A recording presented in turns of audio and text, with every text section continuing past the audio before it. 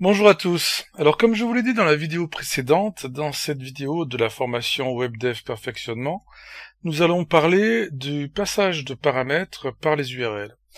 Alors c'est en rapport avec les deux vidéos précédentes parlant des pages AWP, mais pas uniquement. Le passage de paramètres par les URL peut se faire sur n'importe quel type de page. Simplement, ça permet ici d'illustrer également comment passer des paramètres à une page AWP. Voilà, mais même si vous faites pas des pages AWP, j'insiste bien, vous pouvez toujours utiliser ce que nous allons voir tout de suite. Donc je vous expliquais déjà quel est le principe du passage de paramètres dans une URL, ensuite à quoi ça va servir évidemment, et comment on va le faire par programmation, puisqu'il s'agit ici de programmation, en utilisant les déclarations de procédure, en utilisant des fonctions comme page paramètres, etc. Nous allons donc voir divers exemples de passage de paramètres d'une page à l'autre. Donc allons-y, ouvrons notre projet de travail pour faire cette démonstration. Alors me voici revenu sur le projet de démonstration. Pour ne pas mélanger les démonstrations et ce que nous avons vu dans les différentes vidéos, je vous propose de créer de nouvelles pages. On pourrait bien sûr réutiliser celle-ci, mais ça risque de rendre les choses un petit peu confuses, donc on va les fermer, et on va créer une nouvelle page que je vais appeler plus précisément page 1 AWP. Comme ça, on n'a pas de doute sur le fait qu'elle soit de type AWP.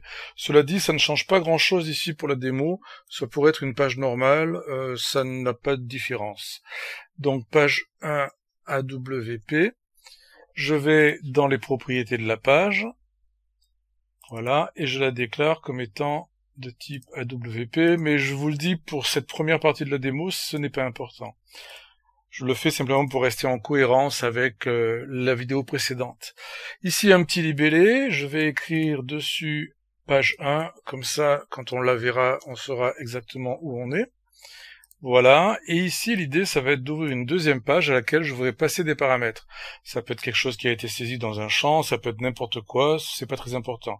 Mais si on veut rester sur le même genre de démo qu'on a fait précédemment, on va par exemple saisir une valeur dans un champ et la passer en paramètre à la deuxième page. Donc je ferai le bouton après, pour l'instant je vais préparer la page 2, donc nouvelle page, on va l'appeler aussi page 2 AWP, comme ça on ne la confond pas avec l'autre. Page 2 AWP, ok, et ici, même principe que tout à l'heure, que dans l'autre vidéo, on va mettre un petit libellé qu'on va remplir au niveau du code d'initialisation du projet. Donc, là, le principe, ça va être d'appeler une page et de lui passer des paramètres. Donc, on va le faire déjà dans la page 1. Alors, il y a plusieurs façons de faire ça, plusieurs méthodes d'appel de page, d'ouverture de page. Je vous en montre 2 ou 3. Je vous conseille après de regarder la documentation pour voir toutes les possibilités qui existent. Le but ici n'est pas d'être exhaustif, mais de vous montrer simplement différentes façons de faire.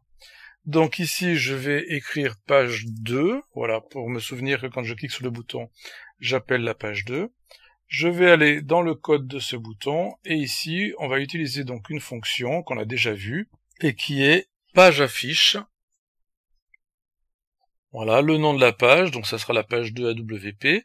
Et là, vous l'aviez peut-être remarqué dans la vidéo précédente, quand on utilise cette fonction, on a la possibilité de lui passer des paramètres. C'est justement le point qui m'intéresse ici. Donc je vais lui passer une valeur que je suis censé récupérer dans l'autre page.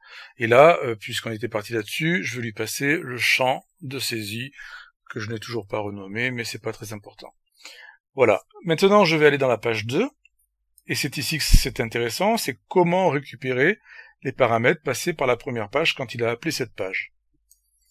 Eh bien en fait, ici aussi, vous allez voir qu'il y a plusieurs façons de faire. Donc je vais aller dans le code de la page en question, et vous voyez ici cette phrase qui dit « procédure ma page », c'est la déclaration de la page. Alors le fait que cette déclaration existe par défaut, vous le savez peut-être si vous travaillez sur WinDev ou WebDev depuis quelque temps, c'est apparu dans une version relativement récente, je ne sais plus exactement laquelle, peut-être la 19, peut-être la 20, peut-être après, je ne sais plus exactement. Mais bon, quoi qu'il en soit, si vous avez une version plus ancienne, on ne sait jamais, vous pouvez toujours faire la même chose, il suffit de taper procédure et le nom de la page, ou ma page tout simplement. L'idée ici, c'est que je vais ajouter des paramètres, comme quand je déclare une procédure. Donc les paramètres, je peux leur donner le nom que je veux. Par exemple, le premier, je vais l'appeler tout simplement param1, pourquoi pas. Et ce qui est fortement conseillé ici, c'est de leur donner une valeur par défaut. Comme ça, si jamais on appelle la page sans paramètres, on pourra toujours récupérer quelque chose. Alors, par défaut, ça peut très bien être une chaîne vide, pourquoi pas, ou ça peut être, tout dépend évidemment quel est le but du paramètre, ça peut être une valeur bien précise, vous voyez, 1, 2, 3, 4, 5 par exemple. Voilà. Bien, maintenant, dans le code d'initialisation de la page, ou ici, enfin peu importe, je vais me servir donc de ce paramètre et je vais l'afficher tout simplement dans mon libellé. Donc je vais écrire ici le nom du champ libellé qui s'appelle lib sans nom 1 égale, et pour faire quelque chose d'un petit peu clair, on va écrire paramètre égale, voilà, plus param1. Bien, alors on a presque terminé, il faut surtout pas oublier un point, peut-être que certains d'entre vous s'en sont aperçus, je n'ai pas activé l'option AWP sur la page 2, peut-être l'avez-vous fait, mais c'est bien sûr indispensable, puisque, enfin en tout cas dans cette démo-là, puisque la première page est aussi AWP. Maintenant, encore une fois, vous pouvez très bien faire ça entre deux pages qui ne sont pas AWP, mais là la première étant AWP, il faut que la deuxième le soit, dans cette façon de faire, avec cette syntaxe-là en tout cas. Voilà, donc je viens de le faire, je repars de la page 1, et maintenant nous allons tester tout ça. Donc je fais un Go. Voilà, je mets ici test, pourquoi pas. Page 2, et voilà. Dans la page 2, on a bien récupéré la valeur passée par la page 1, et vous voyez que je suis bien ici sur la page 2. Vous voyez au passage, et ça c'est intéressant, la façon dont l'URL a été construite. Vous voyez par exemple que le nom de la page n'est pas exactement le même que celui qu'elle a au départ, c'est-à-dire qu'elle s'appelle en vérité page 2, etc. Ici, les underscores ont été remplacés par des tirets, il n'y a pas le premier page non plus. Donc tout ça c'est intéressant parce qu'on va éventuellement avoir besoin de cette URL pour d'autres exemples. Justement, je vais vous montrer d'autres façons de faire. Autre chose, vous voyez ici le paramètre qui a été passé, qui n'a pas de nom particulier, enfin il s'appelle P1. Quand il passe les paramètres en automatique, notamment au travers de la fonction que nous avons utilisée, c'est-à-dire ici la fonction page affiche pour en passant le paramètre, eh bien il les appelle P1, P2, P3, etc. Donc, avant d'aller plus loin sur cette histoire de paramètres, je voudrais vous montrer d'autres façons de les récupérer, justement. Ici, donc, j'ai fait tout simplement référence au paramètre 1 que j'ai déclaré à cet endroit-là. Alors, ce qu'on n'a pas essayé, c'est de pas mettre de valeur pour voir s'il y avait bien une valeur par défaut. Ça, on peut le tester. Je repars de la page 1, je fais Go, je ne rentre rien dans le champ, je vais dans la page, et vous voyez qu'ici, on n'a rien du tout. Alors, vous allez me dire, ça n'a pas marché. Si, en vérité, ça a fonctionné. Parce que si vous regardez bien ici, il lui a quand même passé un paramètre. Vide, certes, mais il lui a quand même passé un paramètre. Par contre, si j'appelle la même page en enlevant le paramètre, normalement, voilà, il m'affiche la valeur par défaut, comme vous le voyez ici. Donc ici, tout fonctionne. Donc maintenant, d'autres manières de récupérer de ce paramètre. J'aurais très bien pu ne pas le déclarer ici, mais même si je l'ai fait, j'ai quand même d'autres syntaxes possibles, comme vous allez le voir. Donc la syntaxe suivante consiste à utiliser une fonction qui s'appelle pageParamètre. Alors ce que je vous propose de faire, c'est de garder éventuellement cette ligne en démonstration. Je vais la dédoubler, CTRL-D pour ceux qui ne connaissent pas le petit raccourci pratique. Je vais mettre la première ligne en commentaire pour la garder. Je vous conseille de conserver les différents exemples. Et ici, au lieu d'utiliser donc le nom du paramètre, je vais écrire page paramètre. Alors page paramètre, j'ai là aussi deux façons de m'en servir. C'est pour ça que je vous disais qu'il y avait encore plusieurs au pluriel façons de faire. La première façon de m'en servir, c'est de lui passer le nom du paramètre. Sachant que, et là il faut se méfier, le paramètre, il ne s'appelle pas param1, il s'appelle param1 dans ma déclaration, mais ici, il s'agit du nom du paramètre dans l'URL. Et comme vous l'avez vu tout à l'heure, dans l'URL, c'est en fait P1. Donc ici, je vais écrire P1 pour récupérer le paramètre 1. Si c'était le 2, ce serait P2, P3, etc. Vous avez compris. Et là, vous pouvez aller jusqu'à 256. Donc, il est plutôt rare d'aller si loin, je pense pas que vous y arrivez un jour. Bref, on va essayer de voir ce que ça donne. On part de la page 1, Go. Voilà, je vais mettre ici quelque chose, je vais essayer de un petit peu différent. Allez, on va mettre des 9, tiens, pourquoi pas. Go, et voilà, on a bien récupéré, vous voyez, le paramètre qui a été passé ici sous le nom de P1. Donc du coup, bien entendu, dans cet exemple-là, ma déclaration ici ne sert plus à rien. Ok? Encore une fois, j'insiste bien, ce sont simplement différentes façons de faire la même chose. La dernière façon de récupérer le paramètre que je voulais vous montrer consiste à utiliser toujours page paramètre, mais cette fois à utiliser l'indice du paramètre. Donc je vais encore une fois dédoubler la ligne, mettre celle-ci en commentaire, et donc ici, l'indice c'est pas difficile, on n'a qu'un paramètre de toute façon, donc ça sera 1. 2 pour le deuxième indice, pour le deuxième paramètre, 3 pour le troisième, etc. C'est pas plus difficile que ça. Bon, ça peut être intéressant aussi, c'est une façon toute simple de récupérer les différents paramètres. Alors, on va tester quand même, hein, histoire d'être sûr que ça fonctionne. Je refais un go, allez, des petits 6 pour changer. On y va, et voilà, on est bien. Alors, avec une nuance, attention, remarquez bien ce qu'il a fait. Il n'a pas récupéré simplement le paramètre, mais toute la chaîne, c'est-à-dire P1 égale et ma valeur. Donc ça, il faut y penser, c'est pas tout à fait la même chose que le précédent, mais c'est aussi utilisable, et évidemment, si je veux récupérer uniquement le paramètre de cette façon de faire, de cette récupération-là, je peux utiliser par exemple extrait-chaîne. Extrait-chaîne qui me permet d'indiquer que je veux extraire une partie d'une chaîne de caractères. Bon, ça, je vais pas faire l'exemple, je vous laisse regarder dans la doc si vous ne connaissez pas extrait-chaîne, mais c'est très facile à utiliser. Dernier exemple que je voudrais vous montrer ici, toujours sur ce même principe, c'est une autre façon d'appeler la page. Donc là, on a vu comment récupérer le paramètre. Je vais maintenant vous montrer comment appeler la page différemment. Ici, dans notre page 1, au niveau du bouton qui appelle la page 2, nous avons utilisé page affiche. Et nous avons fait ça au niveau du code serveur. Je peux aussi appeler la page au niveau du code navigateur. C'est une autre façon de faire. Pour ça, peut-être, je préférerais créer un autre bouton. Là aussi, dans l'idée de garder les différents exemples, c'est toujours pareil, c'est à vous de voir. Voilà, ici, on va faire donc du code navigateur.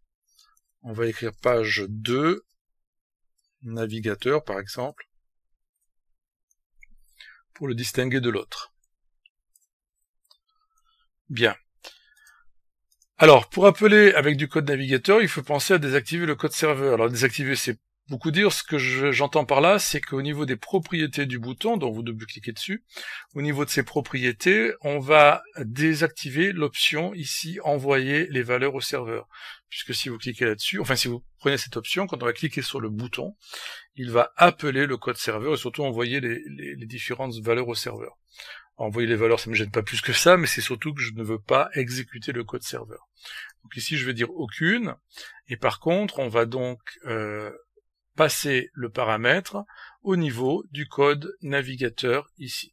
Alors par contre, c'est pas du tout la même façon de faire, la façon d'écrire la ligne. Ici, il faut repérer ce qui s'est passé quand on a utilisé l'autre bouton. Je vais le faire tout de suite en cliquant sur Go. Voilà, on va aller sur la page 2 avec le premier bouton, l'original, ici je mets n'importe quoi, voilà. Regardez l'URL qui a appelé, c'est ce qui m'intéresse en fait, on va réutiliser cette URL. Je vais prendre donc cette partie-là, ici, voilà, et je vais la copier, ce qui m'évitera de la retaper, hein. C'est tout simplement pour ça que je le fais comme ça. Et maintenant, je vais ici aller dans le bouton code, voilà, et je vais mettre ici une ligne du côté donc du code navigateur. Alors pour ça, nous allons utiliser une fonction qui s'appelle fichier affiche, et on va lui donner l'adresse de la page, c'est-à-dire concrètement l'URL, que l'on va construire avec une autre fonction qui est répertoire web, ce qui évite évidemment d'être lié au nom du serveur, au nom du domaine, etc. Ici, on reste générique, et on va y ajouter ce que l'on a copié tout à l'heure, en enlevant une petite partie quand même, c'est-à-dire que ce que je veux, voilà, on n'a pas besoin en vérité de la partie qui est avant le FR. Donc ici, ça dépend évidemment du type de langue qu'on utilise, mais comme c'est en français ici, cette syntaxe-là me convient. Donc vous voyez que j'appelle la page par son nom tel qu'il l'est vu dans l'URL, qui est aussi celui sur lequel elle pourrait être mémorisée. Donc du coup, si je l'appelle sous ce nom-là, effectivement, ça devrait fonctionner. Et je lui passe le paramètre, ici en dur, mais bon, c'est juste une démonstration. Donc je ferme ici la parenthèse, Je vais essayer de faire un go pour voir ce que ça donne. Donc ici, on n'a pas besoin de saisir quoi que ce soit dans ce champ puisque je ne m'en sers pas. Je vais simplement cliquer sur ce bouton et j'affiche la page 2, comme vous le voyez. Alors on n'a pas mis de petit label pour dire que c'est la page 2, mais on le voit ici. La page 2 avec donc le bon paramètre tel qu'il était récupéré sur le dernier test qu'on a fait, c'est-à-dire avec l'indice, donc avec le P1 égal. Alors bien entendu, rien ne m'empêche de récupérer la valeur du champ, de faire les choses proprement jusqu'au bout, c'est-à-dire qu'ici j'enlève le 10 et j'ajoute donc un plus SAI, le nom du champ tout simplement. Même du côté du code navigateur, il saura faire ça, il saura récupérer la valeur du champ. Voilà, je peux retester à nouveau. Ici, on va saisir ABCD, par exemple, dans le champ. ABCDE, j'appelle la deuxième page, et ça fonctionne. Le paramètre a bien été passé, et a bien été récupéré par la page, toujours avec le P1 égal, toujours parce que dans le code d'initialisation de la page, je vous le rappelle, j'utilise l'indice du paramètre. Alors, dernier point, on a fait ça avec des pages AWP. Comme je vous l'ai dit, ça fonctionne aussi avec d'autres types de pages. Si par exemple, je transforme ma page 1 et que je lui enlève l'option AWP, je devrais pouvoir, par la même méthode, appeler la page 2. On va tester ça tout de suite. Donc là, je ne suis plus sur une page AWP comme vous pouvez le voir ici. Je vais mettre une petite valeur là-dedans, 1, 2, 3, 4, 5. J'appelle la page 2, qui elle est AWP, rappelez-vous. Et ça fonctionne, je lui ai bien passé le paramètre comme vous le voyez. Vous pouvez également réessayer le premier bouton, qui fonctionne également dans cette situation-là. Donc voilà, vous avez vu ici différentes méthodes pour appeler une page depuis une autre page. Ce ne sont pas les seules, attention, j'insiste bien là-dessus.